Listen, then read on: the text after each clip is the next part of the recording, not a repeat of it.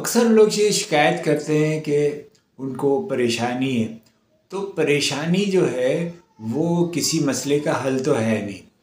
پریشانی کے لیے آپ کو بہرحال اس کا حل تلاش کرنا ہوگا، اور جب آپ اس کا حل تلاش کر لیتے ہیں تو آپ کے لیے آسان ہو جاتا ہے یہ کام کرنا کہ آپ اپنے مسئلے کو حل کر لیتے ہیں تو آپ اس پریشانی سے بھی نجات حاصل کر لیتے ہیں۔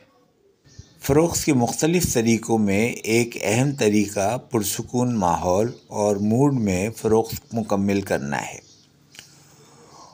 جو گاہک کو بھی اور نمائندہ فروخت کو بھی مطمئن رکھ سکے۔ تو آئیے پرسکون طریقے سے گفتگو کرنے کی عادت پیدا کرنے کے طریقے سیکھیں۔ ایک ماہر کا کہنا ہے کہ پرسکون رہنے کے لیے دن میں 40 منٹ ضرور خاموشی اور سکون اختیار کریں۔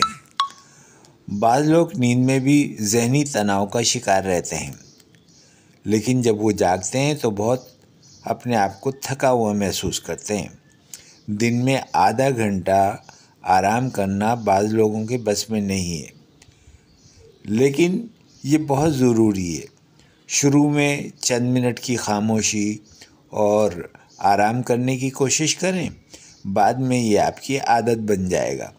چاہے آپ دفتر میں ہوں، چاہے گھر پر ہوں، تھوڑی دیر کے لیے ایک کونے میں خاموشی سے بیٹھ جائیے، تمام خیالات کو اپنے ذہن سے نکال دیجیے اور تھوڑا سا سکون سے بیٹھ جائیں۔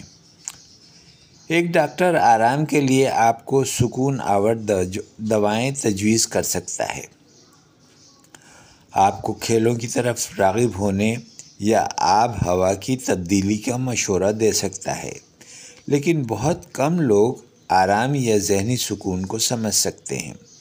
ہو سکتا ہے وہ ڈاکٹر جو آپ کو سکون آور دوائیں دے رہا ہے وہ خود بھی اضطرابی یا اعصابی کھنچاؤ کا شکار ہو اور خود بھی سکون آور دوائیں لیتا ہو۔ کھیل بھی وقتی طور پر سکون فراہم کرتا ہے۔ سکون کا مطلب یہ ہرگز نہیں کہ سیلز مین غیر ذمہ دار ہو جائے۔ ایک پرسکون سیلز مین زیادہ پرعزم ہوتا ہے، اپنی فروخت کامیابی سے مکمل کرتا ہے۔